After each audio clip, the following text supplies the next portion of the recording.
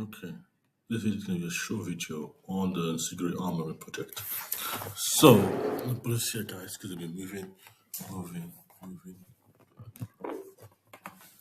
So, so basically, the armory project.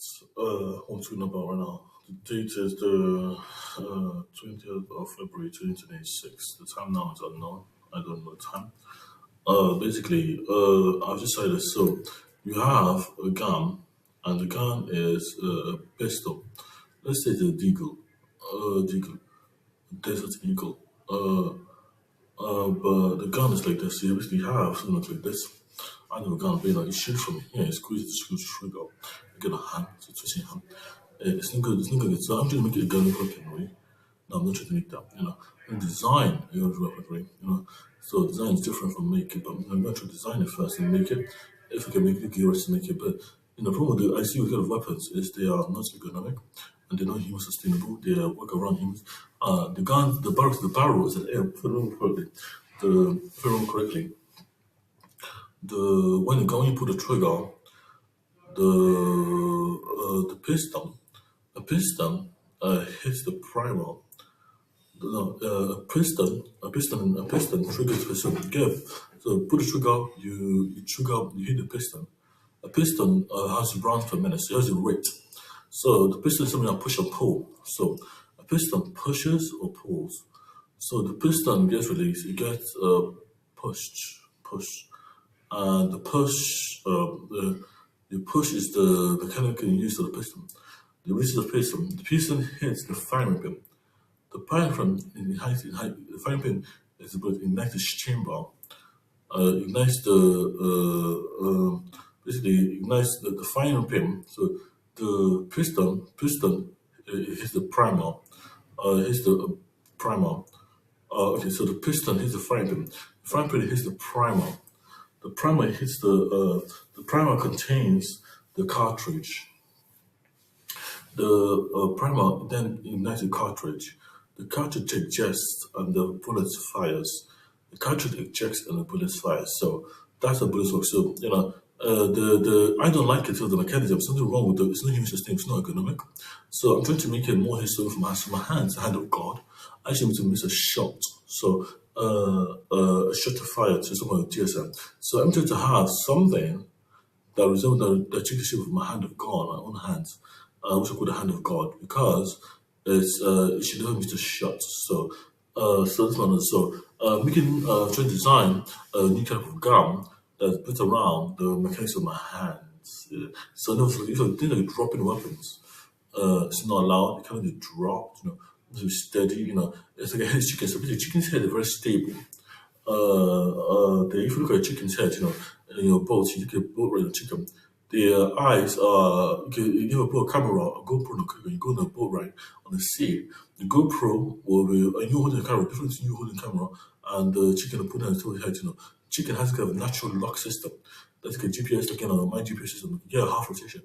It locks into the world, just, the chicken just, you got a chicken. The chicken will not be harmed, So that chicken is very powerful, but the head is gyroscopically, and the flightless birds. They are birds that are flightless. So there's something about the birds that are that's literally I love.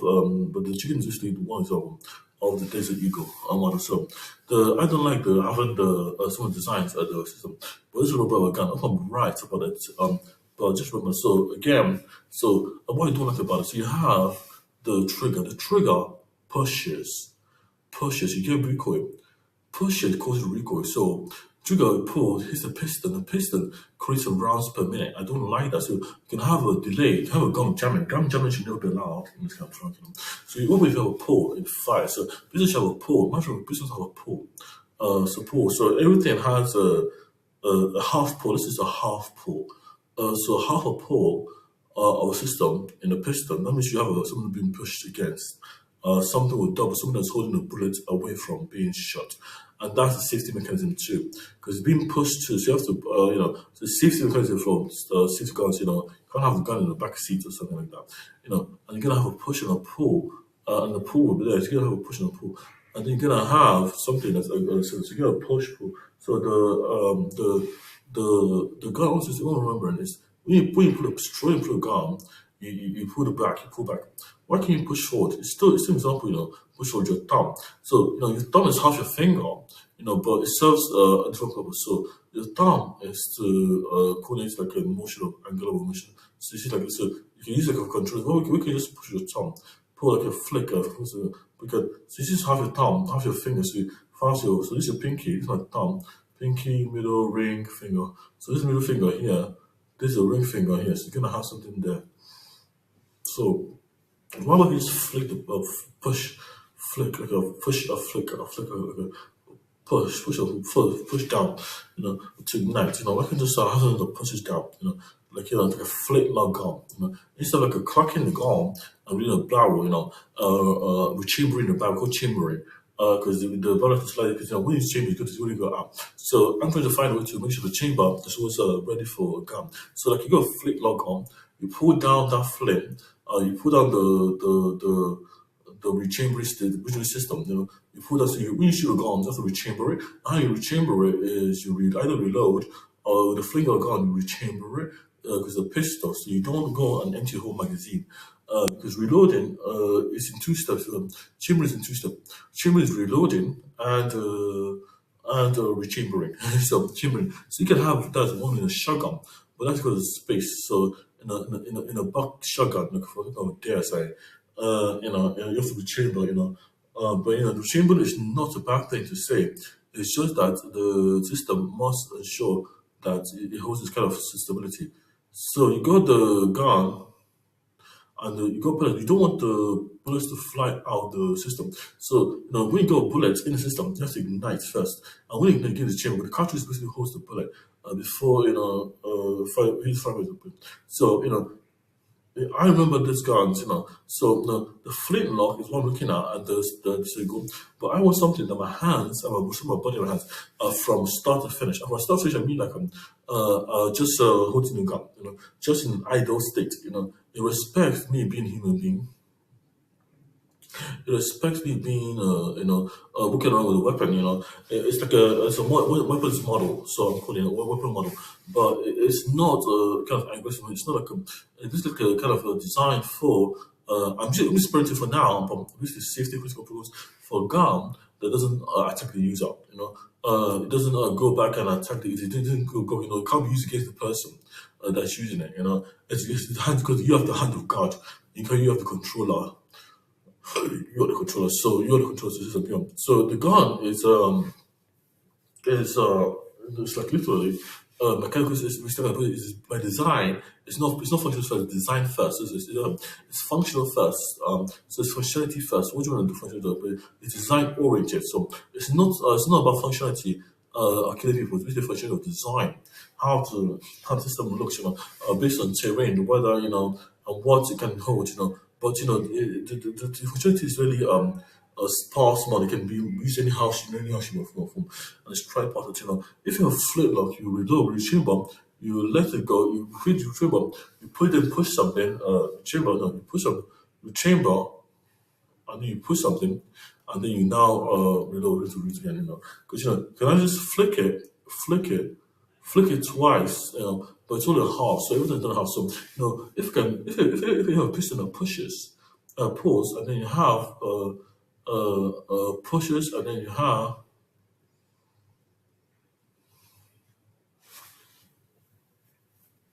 so you have a push effect, and then you push, and then you pull. Instead of pushing, pulling, you push. Instead of pushing, you pull the gun. You pull. So you pull a system, a backwards. So it's pulling a different. So if I pull a system, I'm triggering.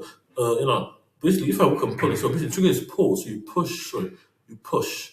So what if I just push the button? Push a button up because it's all instant. So if it's a gun, I'm trying to like it doesn't be ignited. So you're gonna have the gunpowder. The gunpowder is charcoal and something else. But I grew up with charcoal before. So charcoal is gunpowder. When you mix with some kind of other, so, charcoal is a big part of gunpowder. But it has to be residue. Your residue. So residue is just things that come out from the gunpowder. So the kind of thing that detect people when they do forensics. which is no problem of the framework too. But I don't know for instance, so basically you got gunpowder, you got charcoal, you got some kind of thing that can. So you got three elements, you got things, something. You got a gunpowder, but the gunpowder is made of charcoal, and some I guess some flammable something that's flammable. Like oil, something like a something that's flammable, something that's flammable that's like a petrol or gasoline, no, flammable. You have that, and you have but you have to ignite that. So you have to ignite that. So you have to then have a reaction reactor because the gunpowder, you see, the one percent from guns, not from movies. Because I've all in Nigeria is guns have gunpowder. So the gunpowder is made of charcoal, and charcoal is black. And those who have black boots. So charcoal is black like black boots, and you make charcoal from black. You then have they just keep the medium. They did the medium, and the medium is all black. So basically, you can have white charcoal. Just to if you repeat the charcoal something like that, but it's still gonna be charcoal as long as that medium can propagate the heat. But you're gonna have charcoal, but you're gonna have something else. You're gonna have charcoal. You're gonna have kerosene or diesel or petrol. Basically, that's the so that basically you got the medium and you got the petrol. So something that ignites. Then you have one more thing that you do, but that should be fine. Basically, you have to direct the force one. So you're gonna have a direct force. So it's gonna give you direct force. Basically, you have something to ignite, and that thing is basically if you didn't like it, shoot that should go instantly, boom, explode. So you have tissue. You have a tissue, and the tissue will trail. So basically the tissue will if you tell tissue, you wrap it in the system, and you put some tissue, and you separate. Tissue will take the direction of the flow. So that will give you a fuse, and a fuse will give you time. So fuse will give you time and time to act and time to do away. So if you have a paper towel, like paper mache, any paper that's something that's flammable. So you get the flaminator, something flammable. So you're gonna have something that's flamed, that's basically that's flame bound, that holds flame together. And the flame will be able to go down to say, at the end of the day, you're gonna have it. So after the thing so you're gonna have something, but so you have a discharge of the system. So basically, it's a little almost standing from this now, from my past and my things I've learned presently, is that it's basically flammable, but it has to be fused. It's called a fuse. You have to have a fuse, have a primer. Now, the fuse, basically, for more definition, is like something that allows ignition to come, that ignites. So, like a domino effect, it causes a domino effect. Because the fuse grows incrementally. So it's like the swivel. The medium is. See, you have a ring of a saw ring. Now you down a saw ring and you put a snail on center, a proto snail, a fake snail, a pseudo snail in the center. But you want to burn. You want to burn those. You can't burn, guys. You cannot burn salt. Guys, try and burn salt. Guys, try and burn salt. You cannot burn salt. So you have to put kerosene to burn that salt, but that salt is opposite the medium. So it's not. So you can burn salt, but it will trail. And if you get lighter, you trail. You can ignite salt. So salt is ignitable, but you need some black residue but around it. So it's flammable. Salt is flammable when you have something to make it flame. So it's like that's it again. So you can free a snail. So snails are very important. So the gun design I'm doing is something that's ergonomic. So basically, you have to respect your hands and your eyes and your sight to sight of sight, the human sight. You have to retain. You cannot be too big, cannot be too conquering. It's just so basically, you have human rights. Basically, I am tripolar. I have 8 human rights. 8 times 8 is 64. 8 plus 8 is 16. I have 8 humans total because of my humoral abilities framework. But it's basically 60 measurement to ensure the metric is met. So you get this kind of framework that is subbuilding. So the gunpowder and the snail that because the phosphorus is flammable, but you get white phosphorus. So white phosphorus is basically things that burn because they cause friction. The friction is energy, they cause friction, but things you go see for things that don't ignite or there's a ton of pressure on it. So you get pressure, you get friction, and you get a system of basically it's like domino effect. So the cold snowflakes when you say so you have a domino piece, the domino gets bigger. So you have a domino about 2 centimeters, 2 centimeters. Let's say about 1 centimeter, 1 centimeter and 1 centimeter down. Let's say and you have 2 centimeters, you have 4 centimeters, That's what's called chain reaction. But the chain reaction is because the dough is falling over. So that's what's happening in this kind of model. So if you create this, it burns for longer, it stays brighter, and when you can keep adding more fuel to keep it stable. So it doesn't matter what it is. The system must ensure that it's a gun that can shoot something and destroy the target. But that's the damage. So I don't have a problem with the chain reaction model. Weapons. Let me see the video. Human centric weapon development. Human centric chain reaction. Human centric weapon. Proto weapon or something. Proto weapon. For human sustainability or something. Something that's economic human rights. Economic weaponry. Okay, thank you for watching the video. But I'm trying to do because the thing hit the primer. The primer hits the frying pan. So frying pan hits the fire, so the gun fires. But the fire hits the fire. So you got the key is the thing. You get a pull. You pull. You get a push. And push. So if I get a push, I give it a pull. I pull and the system pushes it, and basically you have to push it in a way that basically causes a because if I'm pushing down to I'm pushing because it will go down, will not kick up, will kick down, and will chamber the stuff, so will stay. So basically, if I'm pushing and pulling, I have one force to cancel because I like to pull force as a push force, I put a push force and as a pull force, and this is pulling towards stability.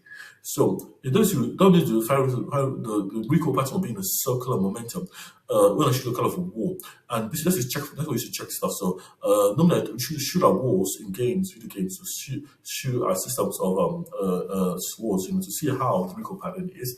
If it's too high, too low, I take a I could then we see my kind of firepower and put it in a system of weapon. But it's a proto weapon, it's a proto weapon. So the weapon wants to show coherence, isn't it? So it goes to the chamber ignites the fire. The fire, so basically, I shoot a gun fires, the chamber restables. I press it, so I press it, I pull the trigger, I push the trigger, the gun, hits the medium, hits the firing pin hits the chamber hits the, okay guys, I'm going now. Thank you guys for watching this video.